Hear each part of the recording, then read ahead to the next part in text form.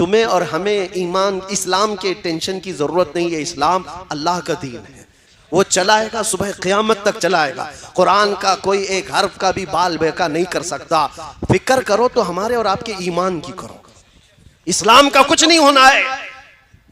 कीड़ों के बैठ करके फैसला करने से बारिश थोड़ी ना आती है। कहीं बैठ करके कोई मीटिंग कर ले तो हो जाएगा।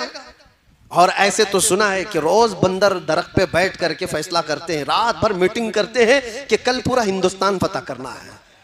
और सुबह होने के बाद पेट में इतनी भूख लगी रहती है, दन दन नाचते हुए चले जाते हैं। उन बंदरों की मीटिंग से कोई मुल्क फतह नहीं होता। हम भी यही कहेंगे, तुम्हारी हैसियत इसी तरह की होगी जो दूसरे इस तरह की बातें करते हैं। दीन इस्लाम अल्लाह का दीन है, इसकी हिफाजत सुबह क़यामत तक मौला फरमाएगा। लेकिन फिक्र करो तो अपने और आपके ईमान की, जो दिल के अंदर मौजूद है, ये कहीं रुखसत ना हो जाए। इसी को आला हजरत ने अपने शेर में बताया था, आंख से काजल साफ चुरा ले, यहाँ वो चोर बला के हैं, तेरी गठरी ताकी है और तूने नींद निकाली है। सुना जंगल रात अंधेरी छाई बदली काली है, सोने वालों जागते रहियो चोरों की रखवाली है। आप इस बात को याद रखो, चोरों की रखवाली है। तुम्हारे आंख से काजल चुरा लिया जाएगा। आंख का काजल क्या है? हुजूर की मोहब्बत, हुजूर का इश्क, ये तुम्हारे आंखों का काजल है। ये चुरा लिया जाए तो फिर तुम्हारा कुछ भी नहीं है, तुम्हारा कुछ नहीं है। तुम्हारी जो कुछ भी पहचान है वो तुम्हारे ईमान से। दुनिया तुम्हारे गाड़ी बंगले लत्ते इस चीज की दुश्मन नहीं है, किसी चीज की दुश्मन नहीं है।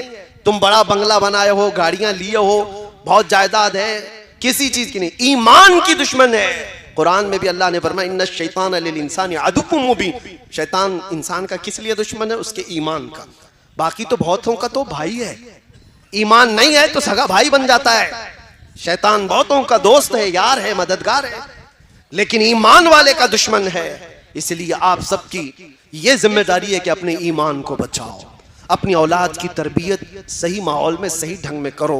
गाने बाजे टीवी सीरियल पे कब तक इनको पालोगे? टिकटॉक पर मुजरे करने वाले वो लड़कों को मैं कहता हूँ, पूरी दुनिया ये नहीं है मेरे अजीजों, निकलो इस दुनिया से। तुम इसके लिए नहीं आए हो। कुरान में अल्लाह ने तुम्हें खैर उम्मत फरमाया है, तुम सबसे बेहतरीन उम्मत हो। तुम्हें अल्लाह ताला ने इतना बड़ा लक़ब दिया है और तुम कहां कौन सी जिंदगी में बसे हुए हो? निकलो। अल्लाह तबारक व तआला तुम्हारे सर को इतना महफूज रखा कि रिज्क के सामने भी झुकने नहीं दिया, किसी के सामने झुकने नहीं दिया।